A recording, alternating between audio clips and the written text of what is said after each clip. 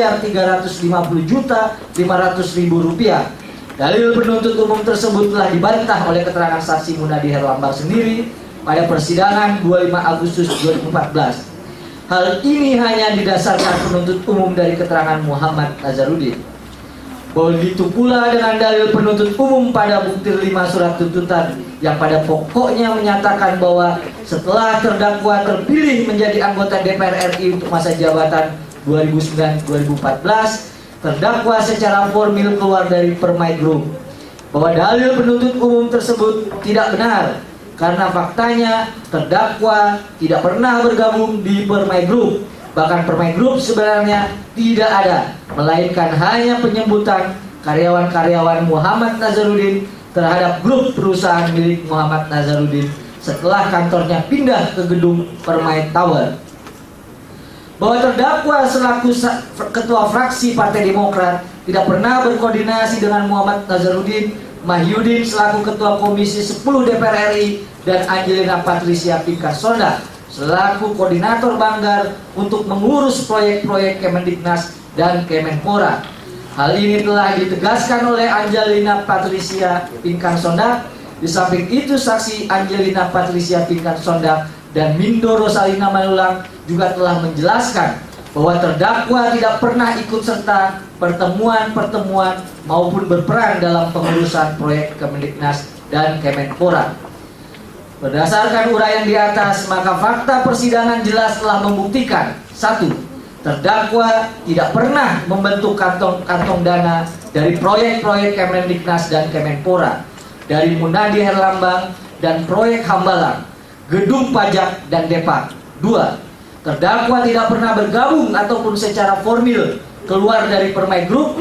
Dan 3. Terdakwa tidak pernah berkoordinasi dengan Muhammad Nazarudin Mahyudin selaku Ketua Komisi 10 DPR RI, Angelina Patricia Pinkarsonda selaku Koordinator Banggar untuk mengurus proyek-proyek Kemendiknas dan Kemenpora. 4. Terdakwa tidak menerima uang sebesar Rp2.305.500.000 dari PT Adikarya. Bahwa penasihat hukum menolak dalil penuntut umum pada butir 7.1 halaman 1613 sampai dengan 1615 surat tuntutan yang pada pokoknya menyatakan terdakwa menerima uang dari PT Adikarya. Selanjutnya, penuntut umum mendalilkan bahwa uang tersebut diserahkan Teguh Bagus, Muhammad Nur melalui Munadi Herlambang, Indra Jaya Manopol, dan Ketut Darmawan atas permintaan Muhayat.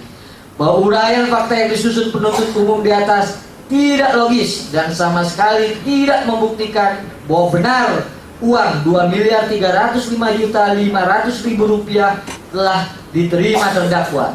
Bahwa banyak mata rantai fakta yang tidak dapat dibuktikan penuntut umum yang seharusnya dibuktikan agar dalil penuntut umum menjadi logis. Adapun mata rantai fakta yang tidak dapat dibuktikan antara lain: penuntut umum sama sekali tidak dapat membuktikan fakta apakah uang yang diserahkan oleh Teguh Bagus melalui Munadi Herlambang, Indra Jaya Manopol, dan Ketut Darmawan tersebut telah diterima atau belum oleh terdakwa. Faktanya, Teguh Bagus Muhammad Nur tidak mengetahui apakah uang tersebut diterima atau tidak oleh terdakwa. Dengan tidak dibuktikannya fakta-fakta tersebut, maka dakwaan penuntut umum bahwa terdakwa telah menerima uang sebesar Rp2.305.500.000 dari PT Adikarya menjadi tidak logis. Yaitu, bagaimana mungkin terdakwa didalilkan menerima uang tersebut apabila dalam rangkaian fakta-faktanya terdakwa sama sekali tidak berperan, atau dengan kata lain, terdakwa sama sekali tidak berbuat apapun terkait penerimaan uang tersebut. Bahwa penuntut umum ternyata juga salah melakukan penjumlahan berapa uang PT Adikarya yang digunakan Munadi Herlambang untuk membayar hotel-hotel untuk mendukung terdakwa. Bahwa pada halaman 1614 sampai 1615 surat tuntutan penuntut umum menyatakan, tidak dibacakan, dari uraian fakta oleh penuntut umum dalam surat tuntutannya, apabila dijumlahkan transfer tersebut menjadi tersebut ternyata tidak sama dengan jumlah yang didalilkan penuntut umum sebesar 1.007.400.000 rupiah. Bahwa terlepas dari uraian kami tersebut di atas, dalil penuntut umum telah dibantah oleh saksi Gunadi Herlambang maupun oleh saksi Indrajaya Manopol dalam persidangan pada tanggal 25 Agustus 2014. Kedua saksi tersebut menyatakan sama sekali tidak pernah menerima uang dari PT Adikarya untuk kepentingan terdakwa. 5. Terdakwa tidak pernah menerima menerima dari Muhammad Nazarudin Permai Group uang sebesar 84.515.650.000 rupiah dan 36.070 dolar Amerika Serikat. Penasihat hukum menolak dengan tegas seluruh dalil penuntut umum pada halaman 1615 sampai dengan 1619 surat tuntutannya. Adapun fakta-fakta persidangan telah membantah dalil penuntut umum tersebut di atas. Keterangan Profesor Dr. Ahmad Mubarok, Saan Mustafa, Luhut Poltak Sitompul, Mirwan Amir, Pasa Ismaya, Helas Junior, Muhammad Rahmat Sudeo, dan seterusnya. Bahwa pertemuan 513 DPC pada sekitar bulan Januari 2010 di apartemen Senayan City telah dibantah berdasarkan keterangan Profesor Dr. Ahmad Mubarok, Saan Mustafa, Luhut Poltak Sitompul, Mirwan Amir, dan seterusnya. Pada Januari 2010 belum ada pertemuan tim relawan Anas Urbaningrum karena terdakwa masih sibuk dalam pansus Senturi yang baru berakhir pada bulan Maret 2010. Bahwa pertemuan 430 DPC pada sekitar bulan akhir bulan Februari di apartemen Senayan City juga telah dibantah berdasarkan keterangan Profesor Dr. Ahmad Mubarok, Saan Mustafa, Luhut Poltak Sitompul, dan seterusnya. Di samping itu, apabila diperhatikan uraian penuntut umum kembali tidak benar. Dalam hal ini, bagaimana mungkin jumlah total biaya yang dikeluarkan untuk pertemuan pada Januari 2010 yang dihadiri 513 DPC dan pertemuan pada bulan Februari 2010 yang dihadiri 430 DPC sama sebesar 7 miliar rupiah. Biaya-biaya roadshow di mana oleh penuntut umum dikatakan telah dikeluarkan uang sebesar 20 juta rupiah kepada masing-masing DPC dan menerima 50 juta rupiah untuk koordinator wilayah dan 20 juta rupiah untuk entertainment tiap koordinator. Semuanya telah dibantah berdasarkan keterangan saksi Saan Mustafa, Luhut Poltak Sitompul, keterangan Mirwan Amir, Pasa Ismaya, Sukardi, dan seterusnya tidak kami bacakan. Demikian juga biaya deklarasi terdakwa sebagai calon ketua umum Partai Demokrat di Hotel Sultan pada tanggal 15 April 2010 juga telah dibantah oleh saksi-saksi yang tidak kami bacakan.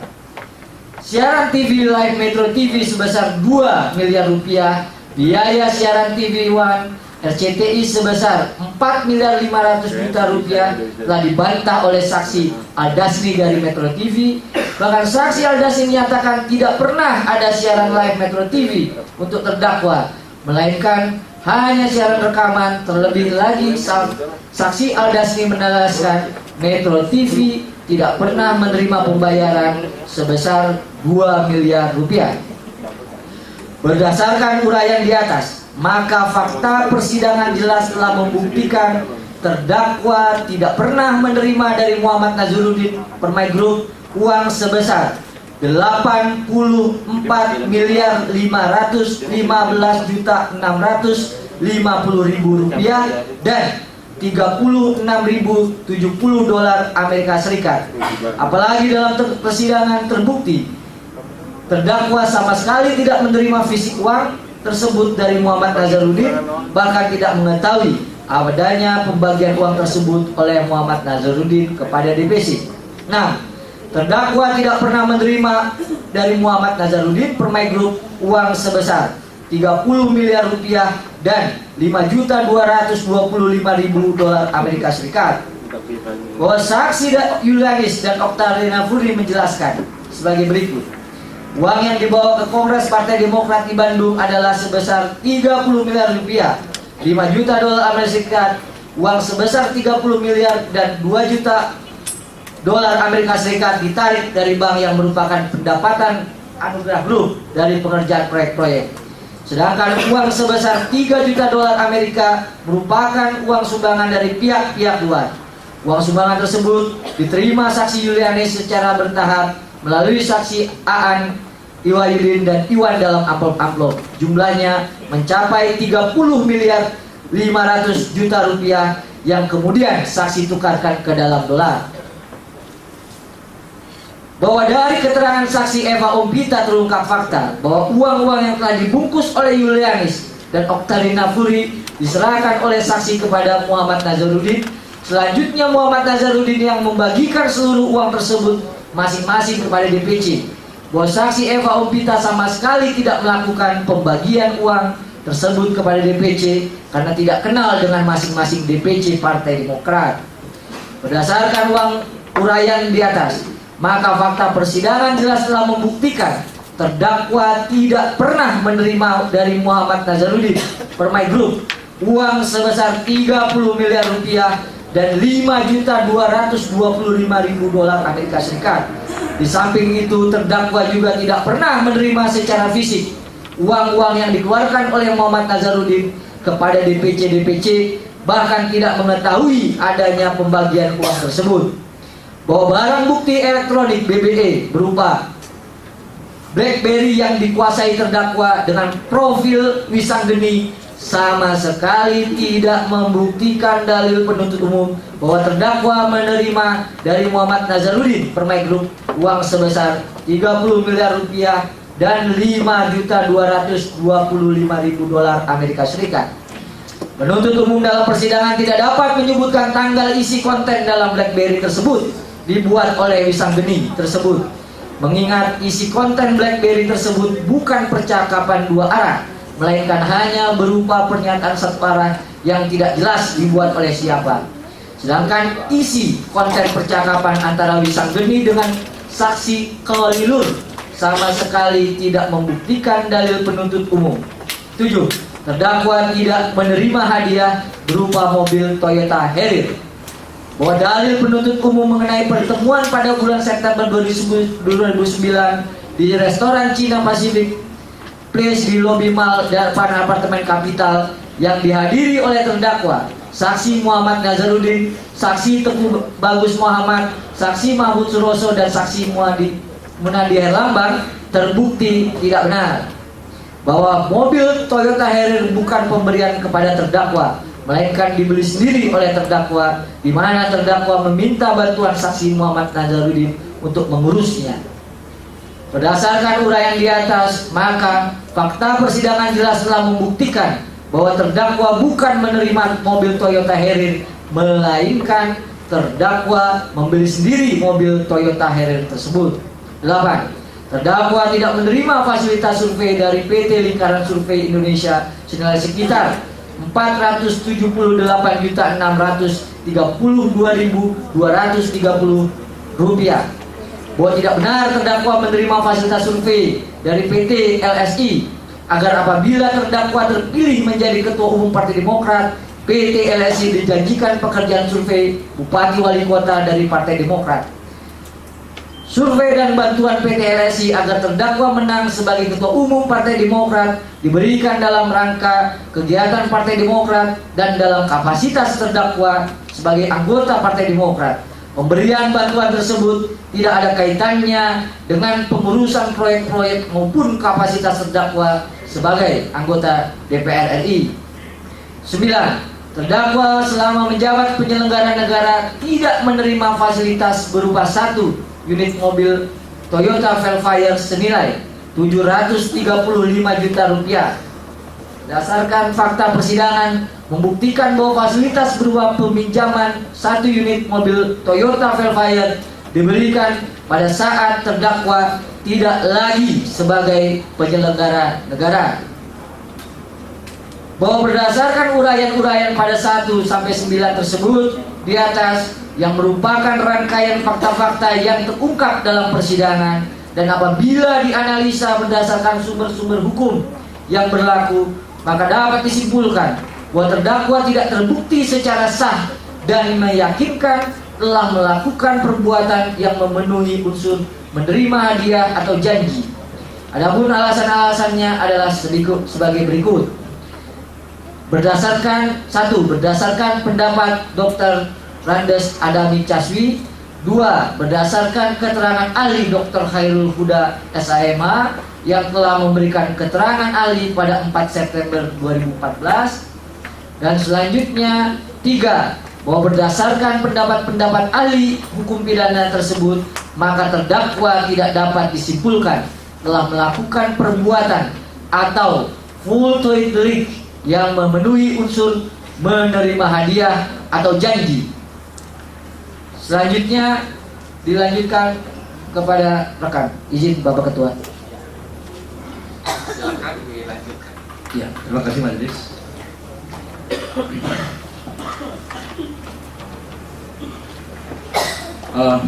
Tiga, analisa unsur, padahal diketahui atau patut diduga bahwa hadiah atau janji tersebut diberikan untuk menggerakkan agar melakukan atau tidak melakukan sesuatu dalam jabatan yang bertentangan dengan kewajibannya. Majelis hakim yang kami muliakan, penuntut umum yang kami hormati, rekan-rekan dan media yang kami hargai pula, bahwa penasihat hukum setuju dengan dalil penuntut umum pada halaman 1638 surat tuntutan yang menyatakan, tidak kami bacakan, bahwa sehubungan dengan kesengajaan dalam suatu tindak pidana. Di bawah ini kami uraikan beberapa pendapat ahli atau literatur sebagai berikut. Memori A, I, Memori van Telifting, tidak kami bacakan. Kemudian Prof. Mulyatno SH, DRS Lamintang SH, dan DRS H.AK. Mukhtar Anwar SH, izin tidak kami bacakan. Kemudian Rom 3 kecil SR Sinturi SH, Sianturi SH, izin tidak kami bacakan.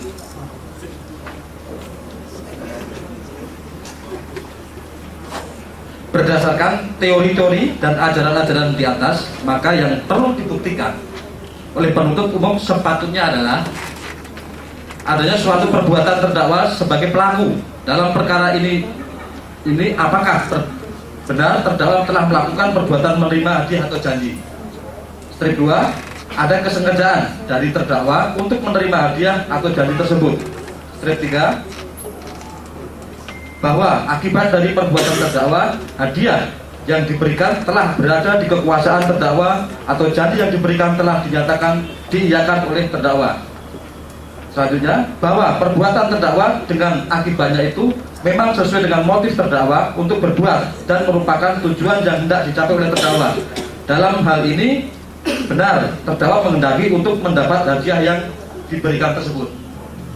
Bahwa berdasar fakta-fakta yang telah terungkap dalam persidangan, baik melalui keterangan saksi maupun alat bukti lainnya, terdakwa sama sekali tidak terbukti telah memenuhi unsur kesengajaan atau dolus, yaitu terdakwa mengetahui bahwa hadiah atau janji tersebut diberikan untuk menggerakkan atau melakukan atau tidak melakukan sesuatu dalam jabatannya yang bertentangan dengan kewajibannya. Adapun alasan-alasan yang mendasari kesimpulan di atas dapat kami uraikan sebagai berikut. 1. Terdakwa sama sekali tidak terbukti menerima hadiah.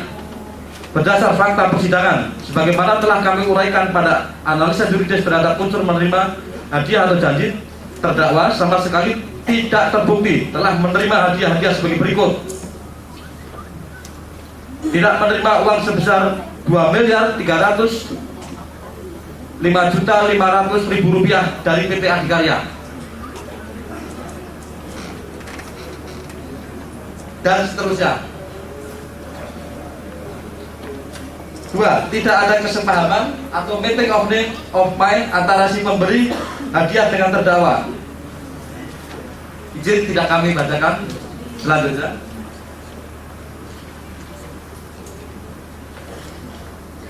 berdasarkan fakta-fakta yang terungkap dalam persidangan, telah terbukti terbukti tidak adanya pertemuan kesepahaman atau meeting of mind tersebut antara orang-orang yang menurut penuntut umum dalam surat tuntutannya telah memberikan hadiah kepada terdakwa. Adapun hal tersebut kami uraikan sebagai berikut. Kami anggap dibacakan.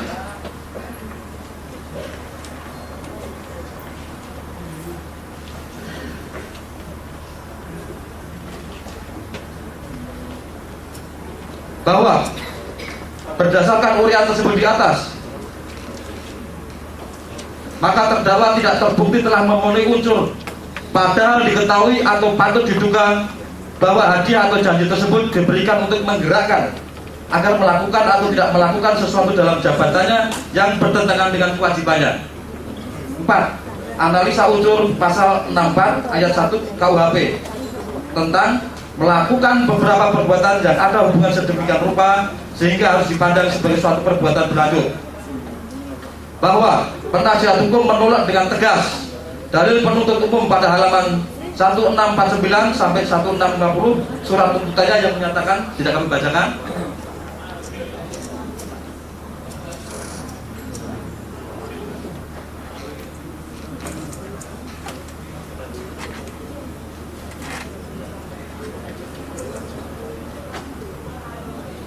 Bahwa penasihat hukum telah menjelaskan tidak ada penerimaan terhadap hal-hal yang telah disebutkan sebelumnya. Tidak kami bacakan, tidak kami bacakan.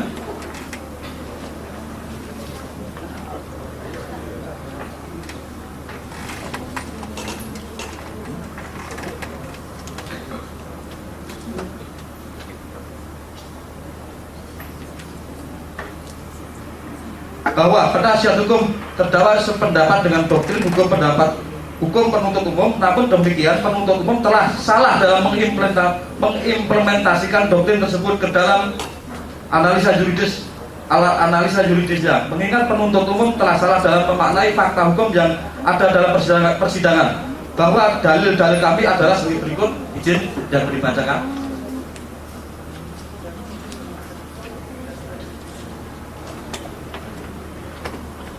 Berdasar penjelasan di atas, maka unsur dari perbuatan berlanjut sebagaimana dituntut oleh penuntut umum tidak terbukti secara sah dan meyakinkan, dan kami mohon kepada majelis hakim memeriksa pokok perkara untuk menolak dalil penuntut umum tersebut.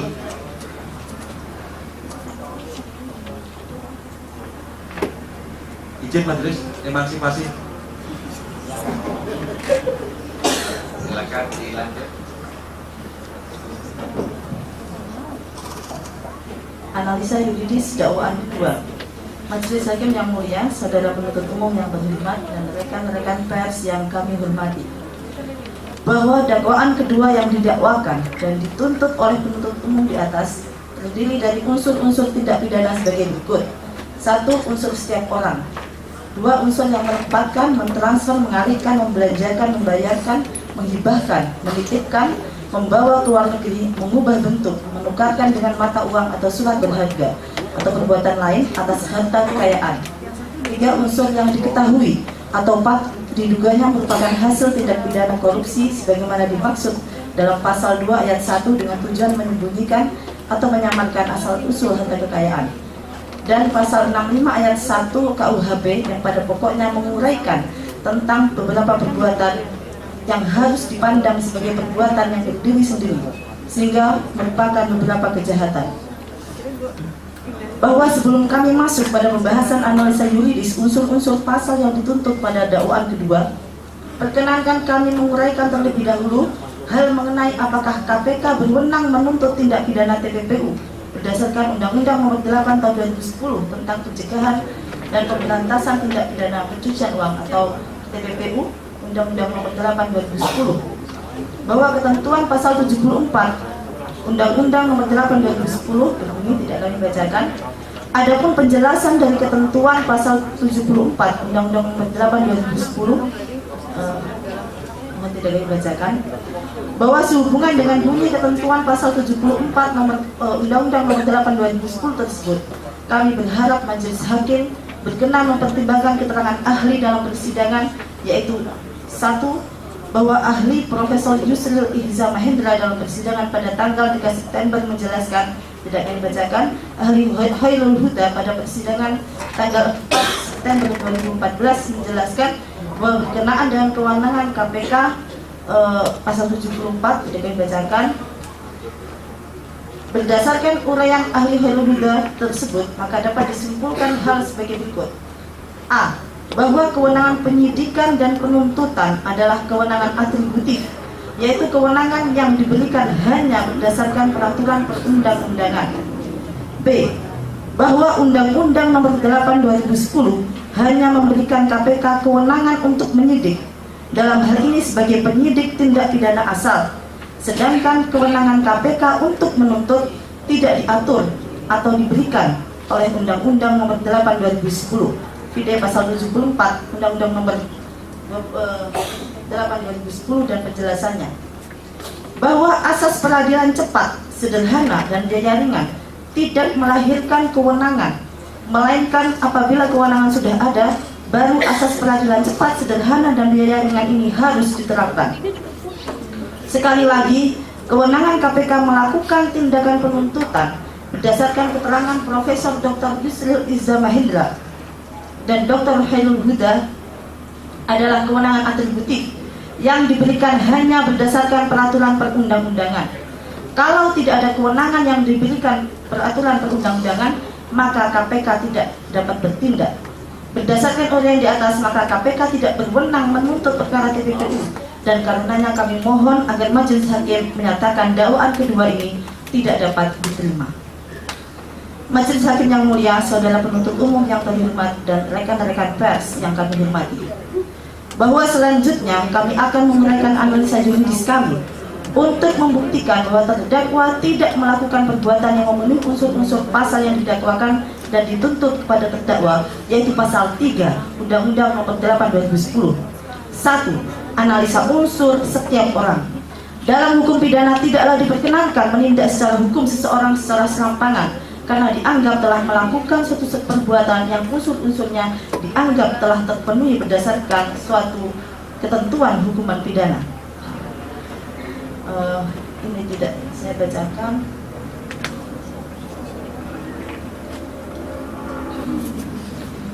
Bahwa di samping itu penuntut umum terkesan sangat memaksakan dan bersifat subjektif dalam membuktikan rumusan unsur setiap orang. Hal ini dapat dilihat dari kesimpulan atas fakta hukum yang tidak relevan, bahwa uraian fakta hukum pada butir 3 halaman 1651 surat tuntutan, penuntut umum terbukti menyembunyikan fakta hukum yang terungkap di persidangan, bahwa fakta-fakta hukum yang secara subjektif dipaksakan oleh penuntut umum untuk memberikan pengertian terhadap pemenuhan unsur setiap orang adalah sebagai berikut. 1. Bahwa benar terdakwa membenarkan seluruh identitasnya sesuai dengan surat dakwaan penuntut umum, bahwa identitas yang dimaksud oleh penuntut umum tersebut merupakan identitas umum yang tidak dapat dikaitkan dengan ketentuan pasal 3 Undang-Undang TPPU ini, sehingga fakta hukum yang diajukan oleh penuntut umum ini tidak relevan. 2. Fakta bahwa benar terdakwa dalam keadaan sehat jasmani dan rohani selama persidangan. Fakta hukum ini merupakan fakta yang berkaitan dengan layak tidaknya seorang terdakwa diperiksa di persidangan dari sisi kondisi kesehatan terdakwa, sehingga fakta hukum ini tidak ada kaitannya dengan apa yang dimaksud unsur setiap orang dalam ketentuan pasal 3 Undang-Undang TPPU tersebut. Oleh karena itu, fakta hukum yang diajukan penuntut umum tersebut tidak relevan, dan seterusnya. Bahwa berdasarkan analisa yuridis yang dipaksakan oleh penuntut umum tersebut, maka unsur setiap orang sebagaimana dimaksud dalam pasal 3 Undang-Undang TPPU tidak terpenuhi. 2. Analisa unsur yang menempatkan, mentransfer, mengalihkan, membelanjakan, membayarkan, menghibahkan, menitipkan, membawa ke luar negeri, mengubah bentuk, menukarkan dengan mata uang atau surat berharga atau perbuatan lain atas harta kekayaan. Bahwa terdakwa sama sekali tidak terbukti berdasarkan fakta-fakta yang terungkap dalam persidangan telah melakukan perbuatan menempatkan, mentransfer, mengalihkan, membelanjakan, membayar, menghibahkan, menitipkan, membawa ke luar negeri, mengubah bentuk, menukarkan dengan mata uang atau surat berharga atau perbuatan lain atas harta kekayaan. Adapun di bawah ini kami uraikan fakta-fakta persidangan sebagai berikut. A. Dalil penuntut umum bahwa terdakwa telah menerima sisa dana kongres merupakan dalil yang tidak benar dan menyesatkan. Untuk fakta tadi sudah dibacakan fakta persidangan. Dalil tersebut terbukti tidak benar karena satu, predikat crime yang merupakan asal usul harta kekayaan dalam dakwaan kedua tidak jelas atau obskur. Bahwa seluruh ahli-ahli pidana yang dihadirkan dalam persidangan telah memberikan pendapat hukumnya mengenai pentingnya predikat crime dalam suatu dakwaan TPPU. Pendapat tersebut kami uraikan sebagai berikut dari Dr. Yunus Husain SHLM pada dalam persidangan tanggal 28 Agustus 2015 tidak kami bacakan. Ahli Hairul Huda SHMH dalam persidangan tanggal 4 September 2014 tidak kami bacakan. Ahli Profesor Dr. Edward Omar Syarif Yarid SHMH dalam persidangan pada tanggal 28 Agustus 2014 tidak kami bacakan. Berdasarkan keterangan-keterangan ahli tersebut, maka predikat crime atau tindak pidana asal harus dibuktikan atau setidak-tidaknya diuraikan dalam dakwaan. Tindak pidana asal merupakan unsur yang harus dibuktikan dalam TPPU. Dalam hal ini ketentuan pasal 3 nomor 8 pasal 3 Undang-Undang nomor 8 2010 mencantumkan unsur tindak pidana asal melalui kata harta kekayaan, di mana yang dimaksud harta kekayaan adalah harta kekayaan yang diperoleh dan dari tindak pidana sebagaimana disebutkan dalam pasal 2 ayat 1 Undang-Undang nomor 8 2010. Dengan demikian, kalau tidak ada tindak pidana asal, maka tidak ada tindak pidana pencucian uang.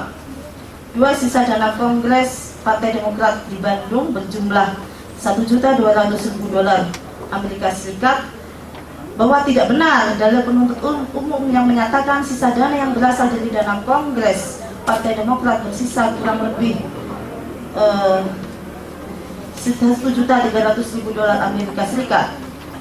Untuk selanjutnya tadi sudah dibaca. Kemudian terdakwa tidak pernah menerima sisa dana kongres Partai Demokrat di Bandung sebesar $1.200.000 tersebut. Bahwa dalam persidangan tidak terbukti terdakwa pernah menerima uang, apalagi uang sisa dana kongres Partai Demokrat di Bandung sebesar $1.200.000 Amerika Serikat dari Permai Group ataupun dari saksi Muhammad Nazarudin. Bahwa keterangan saksi Muhammad Nazarudin, saksi Neneng Sri Wahyuni, dan saksi Heri Sunandar mengenai